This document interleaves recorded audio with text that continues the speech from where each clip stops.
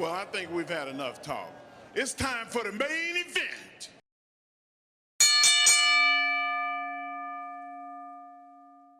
Shut up and sit down.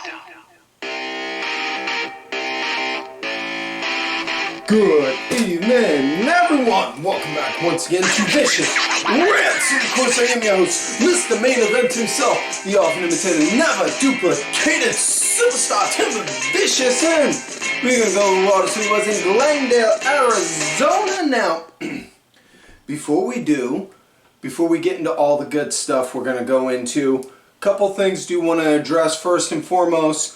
Folks, like I said before, my personal YouTube page, we are running a contest. If you go to youtube.com/Tim23Vicious, that's Tim, the number 2, the number 3, Vicious. Go onto there, sub to the channel. We break 500, that's 500, before the Royal Rumble, which is in February, and at the time of this episode, it is the middle of November. So you still got 2 whole months to enter. We break 500 before the Royal Rumble. You sub to the channel. I will pick a random winner, and the winner will receive Vicious Rant apparel, courtesy of yours truly, out of my own personal pocket and expense. I will reach out to you, let you know, hey, you won a drawing. All you gotta do, message me. I will send it out to your address right there, no problem. That's it, plain and simple. It costs $0 to enter. No entry fees, no nothing. All you're doing is helping a guy with a channel help break 500 subscribers.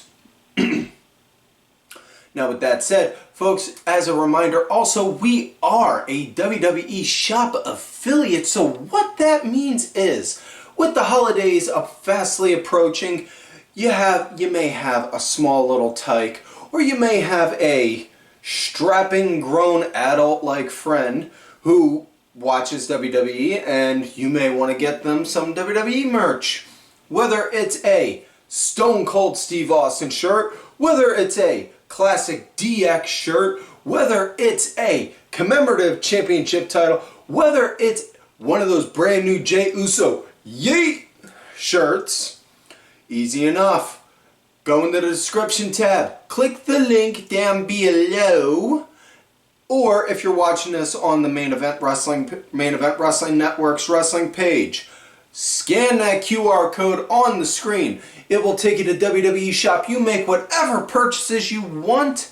And folks, FYI, between you and me, if you use one of those digital coupon code gimmicks like a honey, it still works on there too. You make whatever purchase you want off that, and guess what? That in turn helps the show.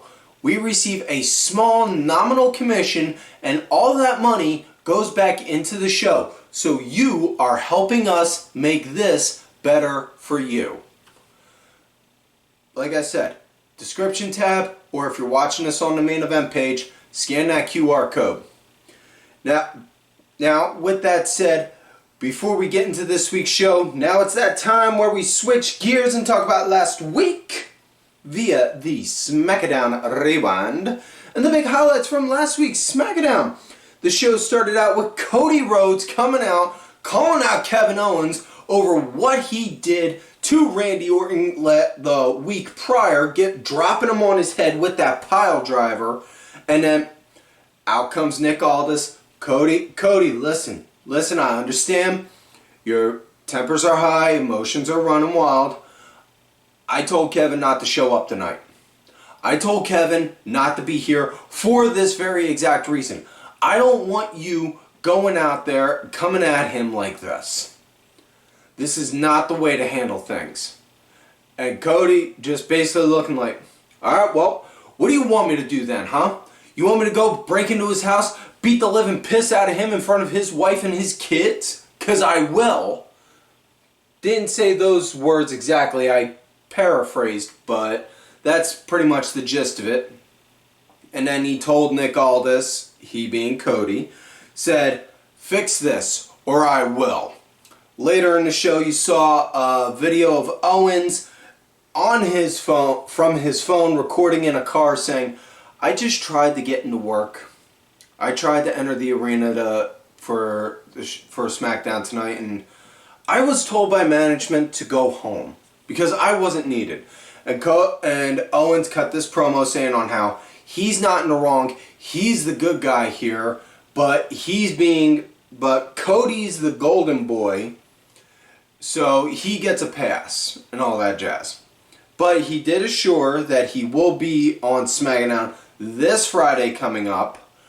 So, if I had to guess, Cody Owens for the title at Survivor Series, possibly Saturday night's main event in December, and depending on how good they do the story, maybe, emphasis on maybe, into the Royal Rumble. That's my personal prediction. So that aside, we also had a triple threat in the first round for the U.S. Women's Title Tournament. It was BBL Bayley going against yeah, that name never gets old. Going against Candice LeRae, going against B-Fab, and I will say this. I was happily impressed with on how B-Fab handled herself in the ring. And I'm not saying, oh, she's greener than goose shit, she can't do this, she can't do that, blah, blah, blah. No. Here's the thing. Just from a professional standpoint, you know that WWE wouldn't go and put somebody in between the ropes, go take bumps and work a match if they didn't feel confident enough to say, yeah, this person can go. They can go even if they can't go and put on a 12-star Tokyo Dome match, they're still working with somebody who can help them and help carry them to an extent. And that's what this was. Candice and Bayley, they did their part. I thoroughly enjoyed this match. Bayley got the win. So, yeah. Now, speaking of the U.S. title, we also had an open challenge from the U.S. champion, L.A. Knight. Yeah, dummy. Yeah, let me talk to you. As you see, L.A. Knight, he comes out talking about on how this ain't like Logan Paul where he holds the title for almost a year and only defends it twice. Nah. See, what we're going to do here, we're doing an open challenge. So if anyone's got like a forka to go and step one-on-one with him and try and get this title off his hands, by all means, come on out. Out comes all of Legado del Fantasma. Santos Escobar cuts a promo talking about on how they're going to get the gold, and Knight's going back, throwing jabs back at him, but then he turns over to go look at Berto and I got an issue with this one right here because he's been mean-mugging and eyeballing me from the start. And basically, he was saying like he's looking at him like he owes him money. Knight then says, "Tell you what, kid, how about this? I'll put me and you, we go one-on-one. I'll put this title on the line, and I'll give you a shot at glory. But I'm going to tell you right now, your shot at glory is going to go nowhere because it's going to end when I drop your head into that mat with a BFT, blunt force trauma, and then afterwards, I'm going to make your girl Chica over there go and start calling me daddy." Yeah. So we then get LA Knight versus Berto. Good match. Knight got the win. Not a shocker. The main takeaway of that match, though, was the return of the King of Strong Style, Shinsuke Nakamura. Oh, it felt so good. Now, I will say this about that. I know a lot of people have been saying for a while since Shinsuke hasn't been on TV, WWE's wasting him, they're not using him right, he should leave, blah, blah, blah, blah, blah, blah, blah. Dude, he openly chose to be with the company. He is choosing to still continue to be with the company. And if I had to guess, I'm pretty sure he's comfortable with where he's at. in the company. So, yeah. Moving along, though, the main story of SmackDown was the Usos and Sami Zayn. Usos and Sami Zayn meet up. They're talking about on how they need a fifth man for the War Games team. So Sami goes out and does a recruit drive, trying to find somebody to sign up and join their team. Everyone's turning them down. Sami meets up with the Usos right outside Roman's locker room. Couldn't find anyone. Sorry, man. Tried. And Jay just like, I got an idea. Y'all ain't gonna like it, but I got an idea. And then they go into Roman's room. They go, and then you just see Sami like, nobody wants to join us. Nobody wants to be our fifth man. What do we do? And then you just see Jay looking at Roman. Make the call, Uso. You gotta make the call. And you just see Roman. No. And then they got a TV up on the wall, and all you see is the crowd, or you see the entryway, and you hear Solo's Bloodline team music hit. Solo and his boys, they come on down. Roman sees it like, motherfucker. So he gets everyone, they go and start making their way. Solo gets into the ring, tells everyone to acknowledge him. Then next thing you know, you hear Roman's music hit. Roman, the Usos, and Sami, they come out. And then it's a 4-on-4 stare down. Big brawl, everything ensues. All mayhem and pandemonium. And then you see Solo getting Sami, sizing him up for the Samoan spike. And then just as he's got him up for it, boom! Roman hits him with a spear. Sami just looks at him like, thanks. Listen, I don't know if we're square, but thanks. Kind of having that kind of look on his face. And then Sami does a running dive to take out everyone on the outside. And then just as Roman turns around, that's when he sees Jacob Fatu. Now, again, personal prediction. This Solo Roman story, I think, is going to culminate into tribal combat at some point. But, man, the big money match that's going to build after that is definitely Roman and Jacob. Oh, that's going to be good. But, them two just locking horns, staring at each other like two big, mean, nasty alpha dogs, getting ready to square up. And right out of nowhere, next thing you know, right out of nowhere, boom! Roman gets snuck from behind by big Bronson Reed, and it's later revealed that Bronson Reed is on Solo's payroll and is his fifth man for War Games. And after the big old beatdown, you just see, again, Jay beating up or clenching his sides, looking at Roman, make the call, Uso! Make the call! Which, this, go into our Wayback Machine. This goes back to when Roman was saying Jay was going to be his successor, saying, Jay, listen, it's my job to get us to the promised land. Your job is to keep us there. Saying Jay was going to be the next in line to be tribal chief. So, you see Jay is making these calls. He's just telling Roman to go and execute it. Now, the show ended with Roman just sitting in a chair, beaten, looking all sorts of beaten and mangled, getting his phone.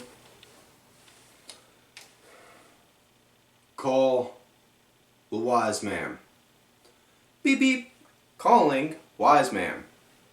Do. Sorry, that number is no longer in service.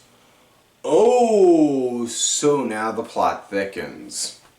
So, the other two matches that happened on SmackDown was Motor City Machine Guns defended their tag titles against the Street Profits. It was a good match. Ended in a no contest when Tommaso Ciampa came out of nowhere, started throwing haymakers on everyone, and was like, I want our titles back. We never lost them properly. And Johnny Gargano trying to play peacemaker with Machine Guns and the Street Profits like, whoa, listen, guys, I don't know what's going on with them, but personally, I am so happy on this, and I am salivating at the chance of seeing the Sicilian Psycho Killer back on TV. Then we get to the main event match. It was Nia Jax Nia Jax defending her women's title against Naomi. Good match. Nia got the win, but there was a lot of shenanigans between Tiffany Stratton, Liv and Raquel, Io, and Bayley, plus Jade and Bianca and all that. So yeah, it was obvious they were setting up a foundation for women's war games, but that's all. That was to give a rough idea of what to expect with women's war games. But now let's get into the show. Raw in Glendale. It starts out with Liv Morgan coming out, talking about it being Monday Night Morgan. And well, yeah. Anyways, she's out there, and then with Raquel, and then gloats being at the top of the food chain for the women's division, and brings out some friends. Out comes Nia Jax. Nia Jax, Tiffany Stratton, and Candice LeRae. Nia then has the mic. Sorry, folks. And then looks at Raquel. Listen, I don't like you, but I got no problem with you. And then goes and looks at Liv. Listen, I don't like you, and we've had our problems, but I can work with you. And then they go talking about on how they all have a common interest in an issue. And then out comes Jade and Bianca saying, oh, we're going to step on in on this John right here with Naomi. And then and then next thing you know, yeah, we get that, and all the girls are staring off at each other, and you could just feel you're waiting for the call. You're waiting for them to finally say, it's War Games. And then Io's with them also, and it's just like, okay, who's going to be their fifth? And then Liv even says, listen, I hate to break this to you, but your math isn't mathing, which apparently is a young person saying. There's 4 of you and 5 of us, and then all you hear, this is my brutality! And Liv's face just drops like, oh shit. And you see Rhea coming out all sorts of pissed off, wearing a protective face mask because she got a broken orbital bone, just like Undertaker had, or wearing the mask like Undertaker had, or undashing Cody Rhodes had. And then all you see is Liv get in the ring, get in the mic, screaming, yell, War Games! And then big fight ensues. So it's official. We got women's War Games. It is Rhea, Io Sky, Jade, Bianca, and Naomi going against Liv, Raquel, Nia Jax, Tiffany Stratton, and Candice LeRae. So, can we just take a moment to appreciate Io Sky is hands down the women's MVP for War Games, because she has been in quite literally every women's War Games match since WWE brought it back. No lie, folks. Yeah. So with that said, now let's get into the first match of the night. It was mixed tag action. Zelina Vega and Rey Mysterio going against Ivy Nile and Chad Gable. This nice little bit of action. Gable, he was leading at the start of the match. Ivy, she was leading against Zelina. Easy for me to say. I'm sorry, I'm fumbling over myself now that I'm actually talking about the damn show. She was leading against Zelina going into the commercial break. Post-commercial break, Rey wound up getting a hot tag coming in. Worked Gable something fierce. Match came to an end when Rey wound up putting himself in a stool position. Zelina Rant did a head scissors onto Gable off the turn while Gable was sitting on the top rope. And then Ray then popped him, hit him with the 619, and then did a springboard dive onto Gable for the 1, 2, 3. It wasn't dropping a dime. Well, you could have probably said it was, but it looked too close to the rope to be it for me.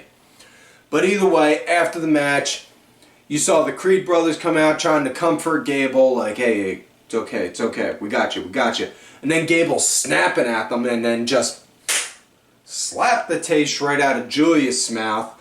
And then as he's doing that, Brutus is laughing, and Julius then gets into Brutus' face, whack, slaps the taste out of his mouth.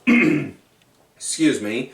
And then them two, they're squaring up, looking like they're getting ready to go and throw hands, like, yeah, fuck you. Yeah, this is what you want, And then Gable, like, this is the motivation I want from you guys. This is what I want to see. This is the tenacity. This is the anger I want to see. Ah! And then hyping them up. Basically, looking like what you see guys do before we go and start wrecking shit. Right? So, next matchup, it's fight night. We got Sheamus. We got Jimmy going against the big bad booty nephew himself, Braun Breaker, for his coveted Intercontinental Championship. This was a good, solid fight, man. Nice, good fight. Braun, he led right into the commercial break with Sheamus hulking up, fighting back post-break. And it was just good, solid action. Both guys just straight... Oh, I can't get put over enough how this is my favorite kind of wrestling I like to see. When you get two big guys like that are actually athletic and can work. Now, I'm not talking like when you have two big guys and it just looks like you're smashing two giant LJN figures together like... Gah, gah, gah. No, I like when you can have two big athletic guys like that and actually can move and function and look and actually put on a performance like, whoa, I did not expect to see that dude do that. Wow. Good match. It ended in a no contest DQ when, out of nowhere, Braun, he's building up a comeback, and then next thing you know, wouldn't you know it, that damn dastardly heel, Ludwig Kaiser, comes out of nowhere, does a sneak attack on Breaker and Sheamus, then yelling at Sheamus after he's done beating the hell out of him. You will never be finished with me until you are gone. Like, okay. Kind of like one of those you're going to have to kill me to be finished with me type moments. Next up, we got Carlito and Dominic Mysterio going against the War Raiders and... woo boy, my brothers in arms. Eric and Ivar, they were mean and ruthless. The Raiders, they were leading right at the start with Judgment Day, with Carlito and Dom leading going into the commercial break. Post-break though, man, this was just Raiders just beating the living tar out of them. They were beating the tar out of them post-break. It came to an end when the Raiders wound up doing War Machine onto Carlito for the 1, 2, 3. That was it. Stick a fork in them, they're done. However, post-match, Finn Balor and JD McDonough show up out of nowhere, do a sneak attack, help, and then it becomes a 4-on-2 beatdown, taking out the Raiders and the Judgment Day, all standing tall. Yay, hooray, rah, rah, rah. So now we come to main event of the night. Big Bronson Reed going against Seth Elizabeth Rollins, because his middle name is not frickin' damn it. And Seth, Braun, he's in the ring. Seth, he's in the ring. Just as the bell rings, next thing you know, what do you see? You hear the music. Bum, bum, bum, bum, bum. You see Solo and his boys come on down. And then next thing you know, you're just like, whoa, okay. So then out of nowhere, you see Sami Zayn and the Usos come out and just start going and fighting them all to help get them out of the picture. So then we get into the match.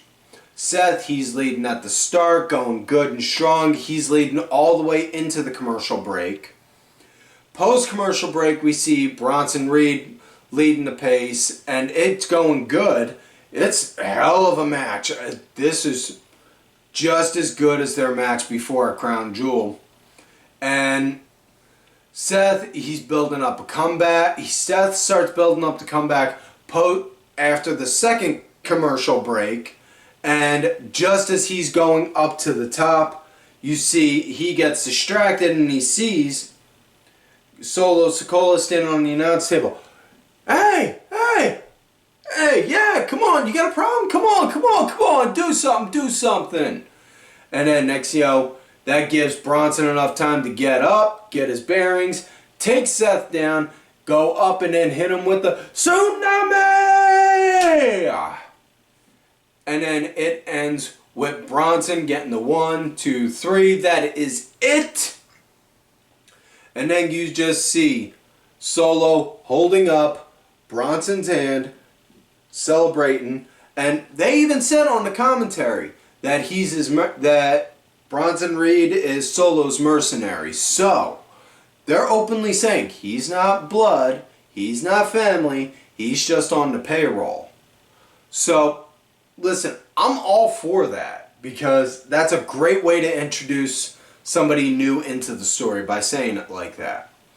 So, yeah, we're more than like 99.99% sure Seth is going to be the 5th man for Survivor Series War Games. I'm all for it. So, with that said, folks, that is it for this week's show. If you're watching this on YouTube, like the video, subscribe to the channel. Like I said at the beginning of the show, we hit 500 before Royal Rumble. All subscribers are entered into a drawing to win Vicious Rant's apparel. And, folks, if you're listening to this on Spotify, leave us a 5-star review if you feel we've earned it. Follow the page on there. We are trying to build that platform up as well. Thank you to contributor to the show, LFC, Lingerie Fighting Championship. For those that are watching the video, I'm sorry, my nose just started getting real itchy out of nowhere. Also, don't forget to follow. Also, don't forget to check out whatamaneuver.net for Vicious Rant's apparel.